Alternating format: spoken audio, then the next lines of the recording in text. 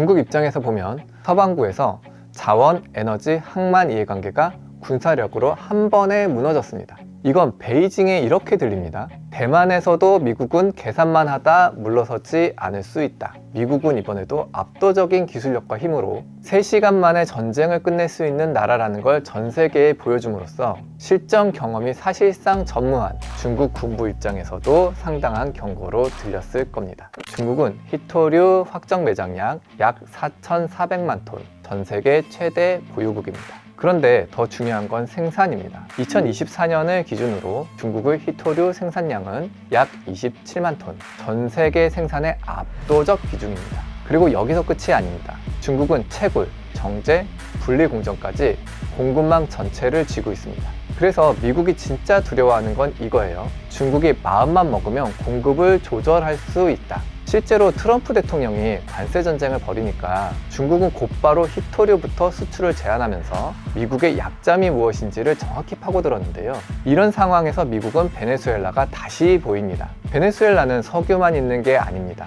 오리노코 광업지대를 중심으로 히토류를 비롯한 전략 광물 잠재력이 계속 거론됩니다. 물론 이게 중국처럼 확정 매장량으로 공인된 수준은 아닙니다. 하지만 미국이 지금 보는 건 확정치보다 선점 가능성인데요. 정권이 바뀌고 미국 서방 자본이 들어가면 중국이 차지하기 전에 우리가 관리할 수 있는 자원 후보지, 이게 되는 거죠.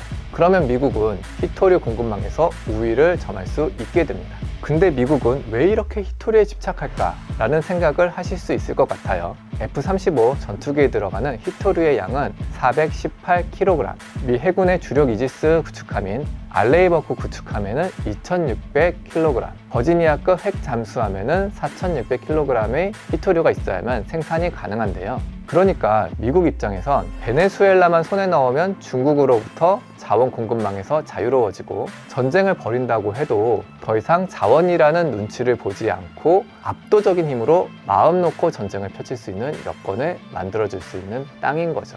여기에 항만 문제도 해결할 수 있습니다. 중국은 중남미에서 항만을 적극적으로 사들이고 있습니다. 평소엔 상업화 구조. 그런데 미국이 불안해하는 건 딱 하나입니다. 유사시에 이게 군사적 거점으로 바뀌면 더 무서운 건 중국은 이미 컨테이너형 미사일 시스템을 공개했습니다. 평소엔 민간 상선, 전쟁 나면 미사일 플랫폼, 이게 바로 회색지대 전술입니다. 아무리 미국이라도 전쟁 중에 민간 선박을 공격하면 전쟁 범죄거든요. 그래서 중국은 이런 점을 교묘히 파고들어 중남미 일대 항만들을 사들이며 투자에 나서고 유사시 컨테이너선으로 위장한 미사일을 탑재한 선박들을 보내 미국 본토 공격에 나설 계획이었는데요. 그런데 중남미 여러 친중 국가들이 오랜 포퓰리즘 정책으로 인해 정권이 우파 정권으로 교체되고 베네수엘라도 미국이 손해보며 중국의 전략을 원천 봉쇄하는 모습입니다.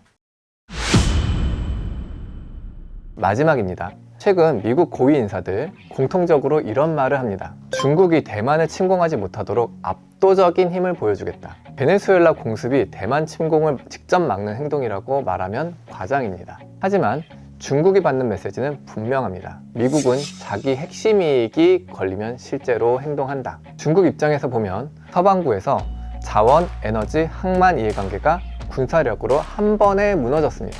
이건 베이징에 이렇게 들립니다. 대만에서도 미국은 계산만 하다 물러서지 않을 수 있다. 그리고 중국의 군사력과 기술력이 상당히 발전하며 미국을 위협하는 수준이라는 분석들이 많이 나오고 있잖아요. 위협이야 되겠지만 미국은 이번에도 압도적인 기술력과 힘으로 3시간 만에 전쟁을 끝낼 수 있는 나라라는 걸 전 세계에 보여줌으로써 실전 경험이 사실상 전무한 중국 군부 입장에서도 상당한 경고로 들렸을 겁니다. 정리해 보겠습니다. 이번 베네수엘라 공습은 마약이나 독재 이야기로 끝낼 수 있는 사건이 아닙니다. 3,030억 배럴의 석유, 히토류, 전략광물의 잠재력, 서반구에서의 패권 회복, 그린란드 미사일 방어, 중국 견제, 그리고 대만을 향한 중국의 오판 방지 시그널, 이 모든 게 하나의 전략 지도 위에서 움직이고 있습니다. 미중 경쟁은 아직 전쟁은 아닙니다. 하지만 분명한 건 말로 하던 경쟁이 이제 행동으로 넘어가기 시작했다는 점입니다.